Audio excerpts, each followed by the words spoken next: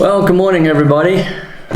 Dingo here. I thought probably time I got online and said a few things to any of you that are watching my vlog as we are in these extraordinary times together, and everybody's trying to do their bit to just brighten up the day for everyone, help out. So I thought maybe I'll send a vlog to you and this might be of interest and you can watch it while you're isolated at home.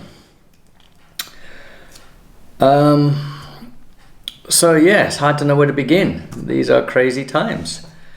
I should start off by saying I know we're going to get through this, and we're going to get through it if we pull together and if we just follow what the authorities are telling us to do and follow the rules. We'll get through it, and I think we might even come out of this stronger, because what I'm seeing is a great sense of community and pulling together. Yeah, there's some turkeys on this side, extreme, that are fighting for toilet paper or, I don't know, hunkering down for the worst or being mean to other people. But for the most part, what I've seen is a lot of people coming together and people doing all sorts of things online on Facebook to cheer people up. My only hope is, and even governments are coming together, like our two different political parties are working together, and I think the same in the United States. And we're starting to see the rich people are trying to give funds and help out the poor people. And the homeless are being put in hotels. And hopefully, my hope is that after this is over, in about 6 to 8 months, we will remember that. And we won't go back to the old ways of doing things. In Australia, we're pretty lucky. We're an island. And Perth, where I am, is one of the most isolated cities in the world. We have a desert on one side and an ocean on the other. So that helps. And we don't have such a huge population. I think we've got like 400 deaths in total, maybe 20 in Western Australia. And a lot of those are from cruise ships, people are coming in from cruise ships, and they brought that in. So they're getting really strict on cruise ships now. We have about 4,000, I think, affected cases. But the government has really acted really strongly here. Immediately, they've put really strict conditions in. Right now, all the borders are closed, even between states. You can't even go between regions. I can't go to my mate's farm, Dave, who you've seen on the videos, whose farm I go to. I can't go to his farm without a permit. You can't travel down south where I went on my walkabouts. Everybody's having to stay home. You can't be more than 2 people together when you're outside, unless you're a family group that live together. So my neighbor next door in these apartment blocks here is single and alone, and so we will go for walks together because we're allowed to go to the grocery store and we can exercise. So we'll sometimes walk down to the river, and I'll show you that maybe if I get some video. But it's great, about 10 minutes I can go down the road to the river. And Perth is really a beautiful city. It's built on the river, but all along the river on both sides is left blank. It's not developed. It's left as a walk trail, bike trail, some boating areas and little beaches, and it's just fabulous. So you can walk and jog as long as you're 2 people and you're about 1 meter or 1.5 meters apart.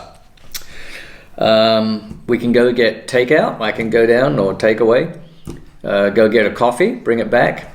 In fact, the pizza place on the corner here does gourmet pizzas. They were booming last night. They had 8 people working in their store, and giving work to all these delivery people who were coming in on their bikes and delivering pizzas to people. So I got a pizza last night and we shared that. I'm looking at my notes just to make sure I don't forget stuff. The government's done a good job with paying subsidies. They're paying everybody who lost a job. Now, these details might differ a little bit, but generally speaking, anybody who lost a job gets $1,500 a fortnight for the next 6 months. That way, employers can keep their staff and be ready to get back to work as soon as things calm down and they can open the stores again. So pretty much everything's closed, just the grocery stores are open and a few other stores. Some people are still working in the city, or if they can, work with social isolation, being isolated, social distancing. In fact, they said we should say spatial distancing because we don't want to be socially distanced. We want to connect socially, particularly a lot of people with mental health problems. We want to connect socially, but we want to spatially disconnect. I have a neighbor a couple of doors down who, she was not doing too well, kidney stones or something, so I go to the grocery store for her a couple of times and buy stuff for her. She's very grateful. She has a 15-year-old daughter at home, off school. So speaking of school, I have been working for the last about 5 weeks as a relief teacher, particularly at one school, Duncraig Senior High School, which is about a half an hour drive for me, but it's been great. Even this last week, which is so bizarre, I would have classes sometimes with no students, and I'd have a couple of classes with one student in, so I would teach that one student, maybe a homeroom of 4 students, and then of course it just dwindled off, and I think Thursday I had just one student in the last period of the day. But I was replacing a science teacher who was older and had some health issues, had to stay home, and I had to be there in case students turned up. And next week is professional development. We're closing the school early. All schools are being closed early for spring break, not spring break, Easter break, which is going into our fall or autumn. But the schools are open for students if they have nowhere else to go. So the school is still taking students if they are kids of essential workers like nurses and doctors, police, etc. Or if it's not safe for the kids to be at home, the school is open and someone like me will sort of babysit them.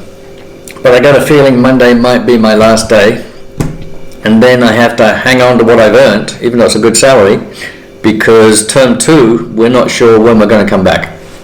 And all the teachers are practicing online tools, like all the work is online in a program called Sector. But the year 12s, a lot of the teachers, because year 12 is such an important year, because they got their exams for university and all that stuff this year, they're doing Zoom classes. So the students are getting onto Zoom and the teachers are doing the lessons on Zoom, and just to help the year 12, so they're not, because they're panicking enough already. Some of these kids, they're at home, particularly the conscientious ones, they've got exams coming up for uni, and some of them, their parents may have lost jobs. And until the government stimulus this past week, people were pretty desperate. They weren't sure what was going on. So fortunately, I'm all signed up for Centrelink, which is the New Start job allowance, and I hope I won't get anything the last few weeks because I was working, but during this, now the holidays are here and next term I might need it. Speaking of which, my landlord has been great. They've said, look, if you can only pay $50 a week, we'll take it. Right now I'm paying about $300 a week. So I can pay a little bit more than that, and I'll pay as much as I can for as long as I can. But it's just really great. In fact, a lot of landlords are helping with tenants, and everybody's suffering. So the banks are coming to the party, the government, they've got free childcare. The government's just offered free childcare at daycare centres for people who need to work, so their kids can go and the daycare centres don't have to close down. So finally the daycare centres are getting their recognition of how important they are. So, we're doing everything we can. We've pulled out all the stops, and we're really getting serious about it so that we don't end up like you guys in the United States or Italy or Spain or something. You guys over there are crazy. You gotta stay home. I heard that people in Florida were still going out and about as if it was still Mardi Gras or something. I don't know, but guys, you got to stay home. I'll come back to that. So my family's doing all right. My sister's a nurse in a preemie ward, where premature babies are, and she's flat out. My brother, all his work got cancelled. So he's a cinematographer and director, filmmaker, and all his work got cancelled. And his wife just broke her foot. So they're both home isolating themselves. The 2 boys still have a little bit of work going on, but he's doing all right.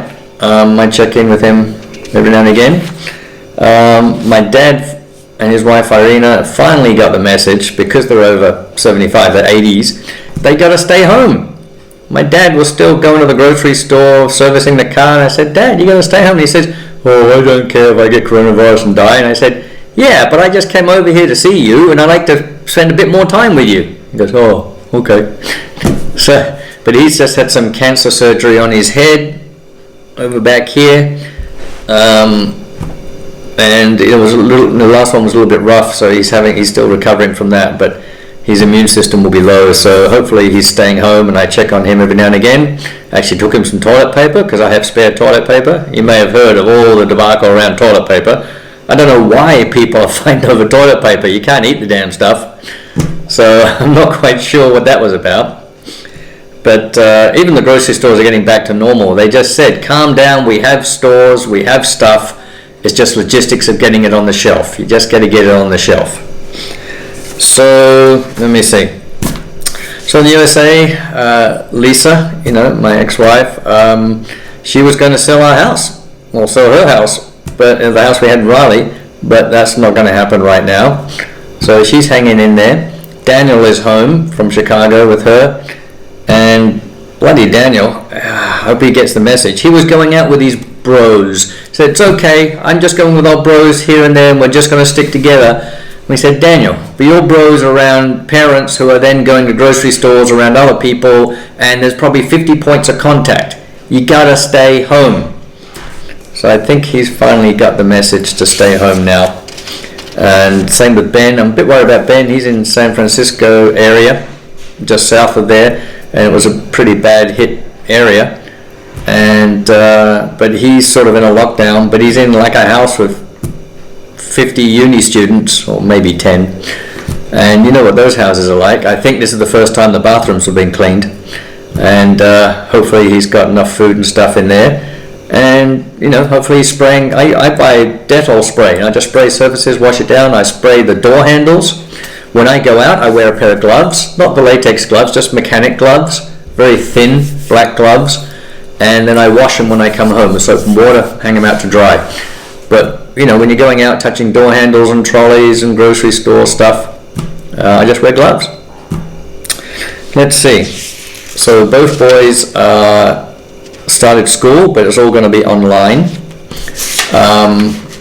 Even here, the school's next term, they're not sure. I don't know about term 2, if I'm going to have work or not, or whether it will be all online for the first couple of weeks. So I have to hang on to my money because next term will be unsure. But they, in the States, I think next quarter is probably all going to be online for uni students. I see Mr. Mahalio is busy making use of this time building. He's building shelves and all sorts of stuff in his garage. It's a good thing he hasn't got more land. He'd be building another house on it. So good on him for doing that. And you may have heard Mr. DiPolito has had and Molly. So Jake and Molly have had a baby girl. Congratulations. Yay. Good thing school's out, so you got time to deal with a little nipper. Her name is Maeve. I think I said it correctly. She was born on the 30th of March. So congratulations, buddy. You two guys. You look very happy in the photos. And get some good rest over the next few weeks. You're going to need it. 8th grade, hang in there. I know it's tough. You're not sure if you got your graduation and all that stuff coming up. The teachers will work it out for you. And if you guys over there follow the rules, you may be able to get back for a couple of weeks at the end of the year and have your graduation. But I know Mr. DiPolito is going to work on something for you guys, even if next year you have to graduate, and maybe I'll come and visit you. How's that? But make sure you're getting the work done. I know you're at home. I say it to my students here. The work's got to be done. You're going to have to catch it up somehow. So if you got work online, get the work done. Okay, you hear that, Grace? Get the work done. So I'm thinking of all you guys over there, and the ladies, Coley and Trish and Winnie and Jill and everybody else in the school. Hope you're all hanging in there tight, and just guys, stay home, take it serious. Particularly your guardians, right? You gotta stay in. I know you want to be with your friends, but you can't. Get some exercise if you can, or exercise from home, really important. And I love you all, and we'll be talking about this for a long time to come, and I'll see you on the other side of all this. Alright, take care guys. Check out Dingo's Diaries.